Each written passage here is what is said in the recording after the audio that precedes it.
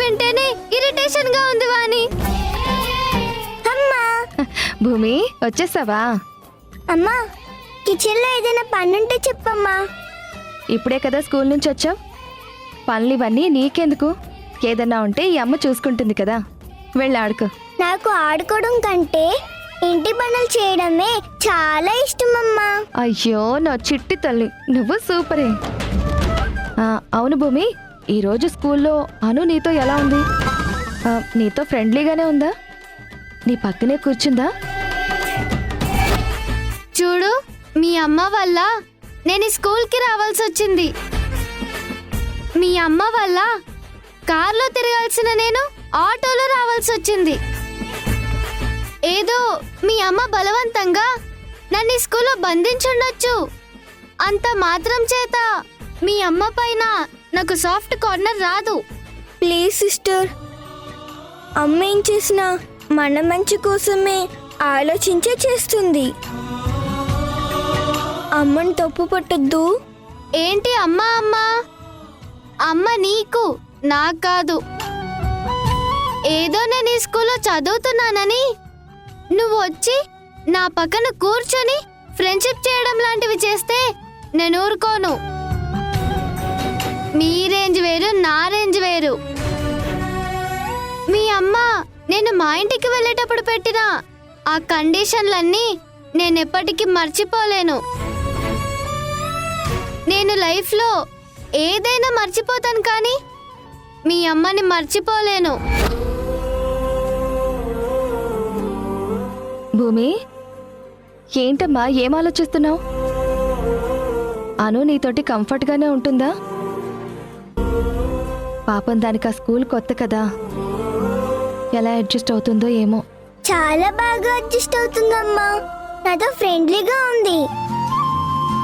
స్కూల్కి వెళ్ళిన దగ్గర నుంచి నాతోనే ఆడుకుంటుంది. ఛీ, నేను తనతో ఆడుకోవాలా? ఆ భూమి ఏంటి, నేనేంటి? నా పక్కన కూర్చునే అర్హత కూడా లేదు దానికి. నేను డిస్టెన్స్ మెయింటైన్ చేయమని చెప్పాను వాణి. భూమి, అనుకి కాస్త కోపం ఎక్కువ. తను ఏదైనా తెలిసి తెలియక మాట్లాడినా నువ్వే అర్థం చేసుకోవాలి, నువ్వే అడ్జస్ట్ అవ్వాలి, సరేనా? అది కాదమ్మా అను, ఏదైనా స్కూల్లో అందరూ సమానమే, మనమే అడ్జస్ట్ అవ్వాలి. ఏంటి అడ్జస్ట్ అయ్యేది? భూమి నేను సమానమా? దాని రేంజ్ ఏంటి, నా రేంజ్ ఏంటి? జీవితంలో డబ్బు సంపాదించడం చాలా ఈజీ అమ్మా, కానీ గుణం, వ్యక్తిత్వం సంపాదించుకోవడం చాలా కష్టం. ఎంత ఒదిగితే అంత ఎదుగుతాం తల్లి. ఏంటి ఒదిగేది? మనకింత ఆస్తి పెట్టుకొని, ఇంతమంది పని వాళ్ళని పెట్టుకొని ఎవరితో పడితే వాళ్ళతో ఫ్రెండ్షిప్ చేయాలా? నేను చచ్చిన ఆ భూమితో ఫ్రెండ్షిప్ చేయను. నాకు ఆ స్కూల్ నచ్చలేదు, ఆ భూమి నచ్చలేదు. అబ్బబ్బబ్బబ్బా, మధ్యలో భూమి ఏం చేసిందమ్మా?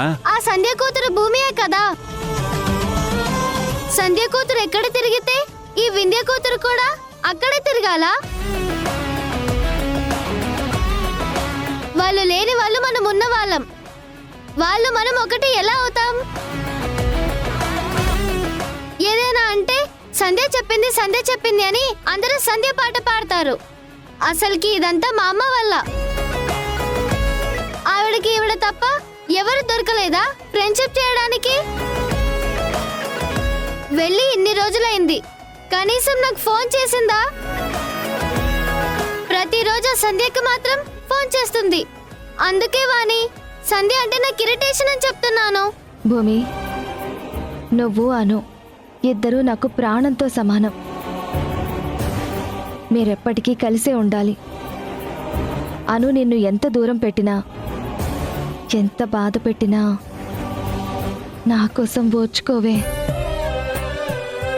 మీ ఇద్దరూ సొంత అక్క చెల్లెళ్ళలాగే ఉండాలి, సరేనా?